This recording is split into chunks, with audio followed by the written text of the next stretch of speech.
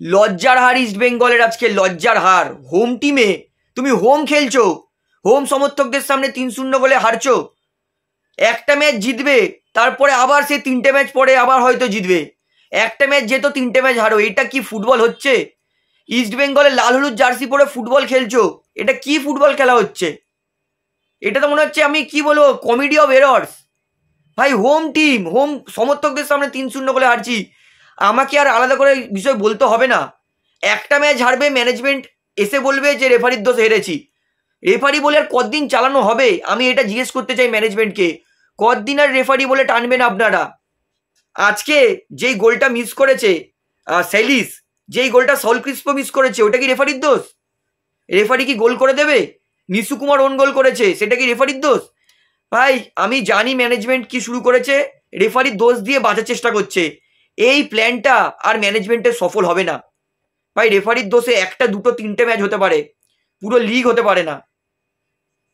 আমি একটা জিনিস বুঝতে পারি না, ইস্ট বেঙ্গল ফার্স্ট হাফে তাদের দলের প্লেয়ারদের কি হয়, সেকেন্ড হাফে ইস্ট বেঙ্গল খুব ভালো খেলে, ধরাছোঁয়ার বাইরে পারফরমেন্স থাকে সেকেন্ড হাফ নিয়ে কিছু বলারই নেই। সেই সেকেন্ড হাফের এনার্জিটা ফার্স্ট হাফে যায় কোথায়? মানে ইস্ট বেঙ্গলের খেলা শুরু হয় যখন তারা প্রথম হাফে 1 গোল বা 2 গোলে পিছিয়ে থাকে। সবসময় এটা সম্ভব নয় যে আমি 2 গোলে পিছিয়ে আছি, তারপরে খুব গায়ের জোর দিয়ে ভালো খেললাম, জিতলাম বা ড্র করলাম, এটা সবসময় সম্ভব হয় না। যেই খেলাটা সেকেন্ড হাফ দিয়ে ইস্ট বেঙ্গল খেলে, সেই খেলাটা কেন ফার্স্ট হাফ দিয়ে খেলতে পারে না? এটা তো সব থেকে বড় প্রশ্ন। ফার্স্ট হাফে প্লেয়াররা কি ঘুমিয়ে পড়ে, না এনার্জির অভাব থাকে? Lack of motivation. লাল হলুদ জার্সি পরে খেলছো, এর থেকে বড় মোটিভেশন আর কি হতে পারে? আমার কথাগুলো অনেকের খারাপ লাগতে পারে, কিন্তু ভাই সত্যি বলছি, হারা ম্যাচের পর রিভিউ করতে আমার নিজের ভালো লাগে না। তো সমর্থকদের কি বলবো, প্লেয়ারদের মধ্যে মোটিভেশনের অভাব, প্লেয়াররা প্রচন্ড ক্যাজুয়াল নিয়েছে। ভাই এত বড় ক্লাবের হয়ে খেলছো তুমি, তোমাদের রাইভেল মোহনবাগান প্রত্যেক season top 1 top 2 league champion হচ্ছে, আর সেই জায়গায় ইস্ট বেঙ্গল টপ 6-এর জন্য কোয়ালিফাই করতে পারছে না। এর থেকে বড় লজ্জাজনক জিনিস আর আমার মনে হয় না কারোর কাছে হতে পারে, কোনো ইস্ট বেঙ্গল সমর্থকের কাছে হতে পারে। অনেস্টলি বলছি, আমি আরও একবার হাত জোর করে ক্ষমা চাইছি ইস্ট বেঙ্গল সমর্থকদের কাছে। হয়তো আমার কথা খারাপ লাগবে, কিন্তু শান্ত মাথায় ভেবে দেখবেন যে কথাগুলো আমি ভুল বলেছি কিনা। একটা লিমিট আছে বস, একটা খারাপ খেলার লিমিট আছে, সেই লিমিট ক্রস হয়ে যাচ্ছে। সাউল ক্রিস্পো আজকে নামানোর শুরু থেকে তো আমার মনে হয় না উচিত ছিল। আজকে শুরু থেকে ইস্ট বেঙ্গল 10টা প্লেয়ারে খেলেছে, সাউল ক্রিস্পো তো ছিলই না ম্যাচে আজকে। এবং আমি একটা কথা বলবো, যে আনোয়ার আলী যখন সেকেন্ড হাফে নেমে এত ভালো খেললো, আনোয়ার আলীকে দিয়ে কেন স্টার্টটা করালো না?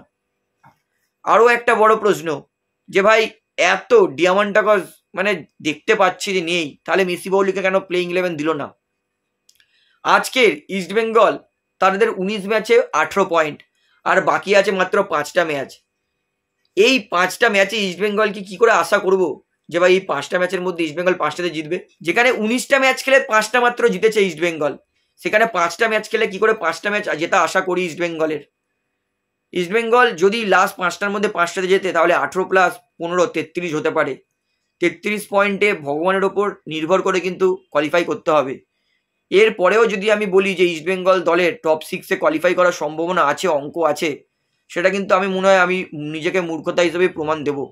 কারণ যেখানে এইভাবে তুমি আছো 10 নম্বরে, তোমার দল 11, যার বিরুদ্ধে খেলছো তারা 11 নম্বরের টিম, 11 নম্বর টিমের বিরুদ্ধে তুমি উপরের র্যাঙ্কিং টিম, তাদের বিরুদ্ধে যদি 3 গোলে হারো, তাও আবার নিজের হোমে, এর থেকে ডিজাস্টার আমি মনে করি না আর কিছু হতে পারে। সিম্পলি ডিজাস্টার ছিল আজকের ম্যাচটা, সিম্পলি ডিজাস্টার। আজকে আরও একবার ইস্ট বেঙ্গল সেই 11 নম্বরই নেমে গেল, খুব কষ্ট করে 11 থেকে 10-এ গেছিল, আবার সেই 11তেই চলে এলো। এবং আমি বলবো যে ইস্ট বেঙ্গল দলের সমস্যাটা আমি বুঝতে পারছি না কিসের। প্লেয়ারদের মোটিভেশনের অভাব। এত ভালো থার্ড হাইয়েস্ট দল, মার্কেট ভ্যালু দল গঠন করেছিল, এটা থার্ড হাইয়েস্ট, 43-44 কোটি টাকার টিম হবে। মেসি বাউলি আর ওর নামটা কি, সেলিস, 2-3টে যে নতুন প্লেয়ারকে কিনেছে, তাদের মনে হচ্ছে মার্কেট ভ্যালু অ্যাড করলে না ইস্ট বেঙ্গল মনে হয় 48-49 কোটির টিম হয়ে গেছে। এরপরে এই পারফরমেন্স ডিসগাস্টিং। আর চেন্নাইয়ের জন্য আমি প্রশংসা করবো, ইরফান এডওয়ার্ড খেয়ে নিয়েছে আজকে বস, ইস্ট বেঙ্গলকে জাস্ট খেয়ে নিয়েছে ইরফান। ডিফেন্সে ইরফান, ফরওয়ার্ডে ইরফান, মাঝমাঠে ইরফান, উইংয়ে ইরফান, বল ক্লিয়ার করছে ইরফান, সব করছে ইরফান এডওয়ার্ড। এবং তার সঙ্গে কর্নার শিল্ড এবং Wilmar Jordan Gill. Overall deserving ছিল আজকে চেন্নাই ম্যাচ জেতা, সেটাই হয়েছে। তাহলে 3-0টা খুবই দুঃখজনক।